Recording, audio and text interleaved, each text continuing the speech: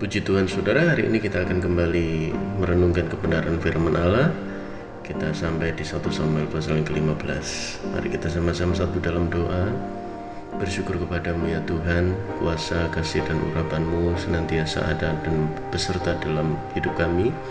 Oleh sebab itu, tuntunlah kami di dalam kami merenungkan firman-Mu, supaya kami terus mengerti, memahami, dan melakukan di dalam hidup kami. Terima kasih Bapa, dalam nama Tuhan Yesus Kristus, haleluya, amin.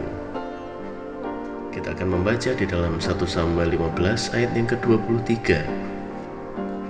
Sebab pendurhakaan adalah sama seperti dosa bertenung, dan kedegilan adalah sama seperti menyembah berhala dan terafim. Karena engkau telah menolak firman Tuhan, maka ia telah menolak engkau sebagai raja. Segala sesuatu dihitung berdasarkan untung dan rugi. Demikian juga halnya pada peperangan zaman dahulu.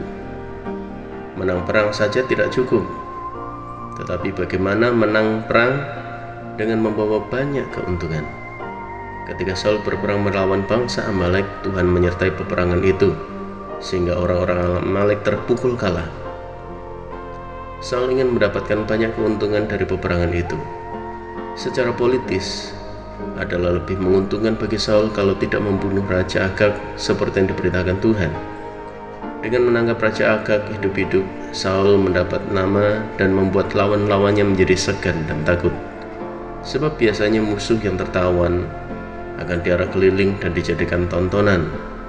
Secara finansial, Saul juga mendapatkan banyak keuntungan dengan mengambil kambing domba dan lembu-lembu terbaik.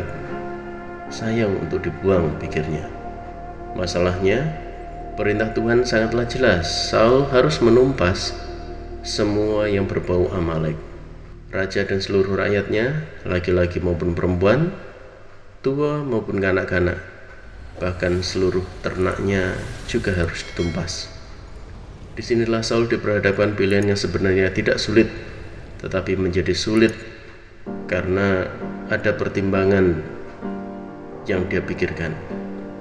Sayangnya, Saul memilih untuk mendapatkan keuntungan secara politis dan finansial daripada mengikuti kehendak Tuhan. Akibatnya malah fatal. Tuhan menolak Saul sebagai raja.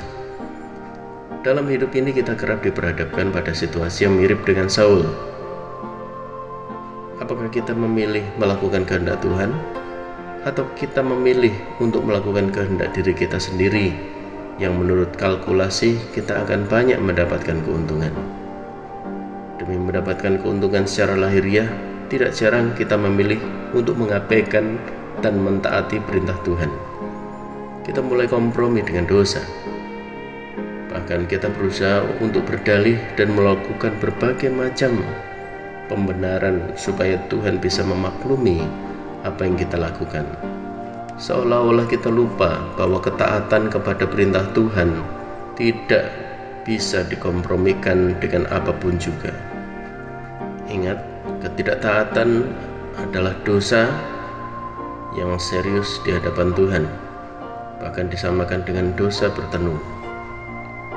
Apa gunanya kita mendapatkan keuntungan secara duniawi, tetapi mengalami kerugian secara rohani? Mari kita renungkan ini.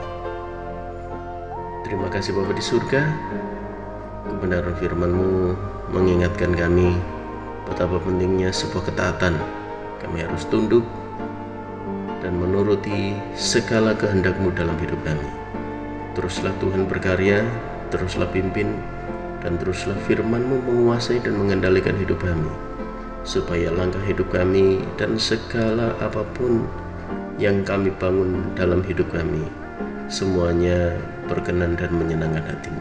Terima kasih Bapa, di dalam nama Tuhan Yesus Kristus, haleluya, amin. Puji nama Tuhan saudara, Tuhan memberkati.